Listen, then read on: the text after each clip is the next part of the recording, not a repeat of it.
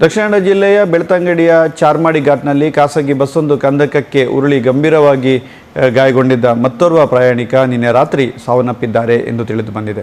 ಆಂಧ್ರ ಪ್ರದೇಶ ಮೂಲದ ಪ್ರವಾಸಿಗರು ತೆರಳುತ್ತಾ ಇದ್ದಂಥ ಬಸ್ ಚಾಲಕನ ನಿಯಂತ್ರಣ ತಪ್ಪಿ ಕಮರಿಗೆ ಉರುಳಿತು. ಘಟನೆಯಲ್ಲಿ ಗಂಭೀರ ಗಾಯಗೊಂಡಿದ್ದ ಇಬ್ಬರು ಸ್ಥಳದಲ್ಲೇ ಸಾವನ್ನಪ್ಪಿದ್ರು.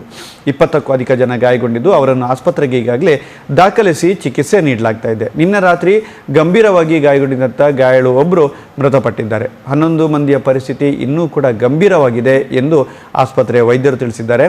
ಕೇರಳ ನೋಂದಣಿಯ ಖಾಸಗಿ ಬಸ್ನಲ್ಲಿ ಆಂಧ್ರ ಮೂಲದ ಪ್ರವಾಸಿಗರು ದಕ್ಷಿಣ ಕನ್ನಡ ಜಿಲ್ಲಾ ಪ್ರವಾಸಕ್ಕೆ ಹೊರಟಿದ್ರು. ಪುಣ್ಯಕ್ಷೇತ್ರಗಳ ದರ್ಶನಕ್ಕೆಂದು ಬರ್ತಾ ಇದ್ದ ವೇಳೆ ಈ ಅವಘಡ ಸಂಭವಿಸಿತ್ತು. ಘಟನೆ ನಡೆದ ವಿಷಯ ತಿಳಿತಾ ಇದ್ದಂತೆ ನೂರಾರು ಮಂದಿ ಜಮಾಯಿಸಿ ರಕ್ಷಣಾ ಕಾರ್ಯದಲ್ಲಿ ತೊಡಗಿಸಿಕೊಂಡಿದ್ದರು. 10ಕ್ಕೂ ಹೆಚ್ಚು ಆಂಬ್ಯುಲೆನ್ಸ್ನಲ್ಲಿ ಗಾಯಾಳುಗಳನ್ನು ಆಸ್ಪತ್ರೆಗೆ ದಾಖಲಿಸಲಾಗಿತ್ತು. ಜಿಲ್ಲಾ ಪೊಲೀಸ್ ವರಿಷ್ಠಾಧಿಕಾರಿ ಭೂಷಣ್ ಬೊರಸೆ ಅವರು ಆಸ್ಪತ್ರೆಗೆ ಭೇಟಿ ನೀಡಿ ಗಾಯಾಳುಗಳಿಗೆ ಸಾಂತ್ವನ ಹೇಳಿದ್ದಾರೆ ಮತ್ತು ಅವರಿಗೆ ಅಗತ್ಯ ನೆರವು ದೊರಕಿಸುವ ಭರವಸೆಯನ್ನು ಕೂಡ ನೀಡಿದ್ದಾರೆ.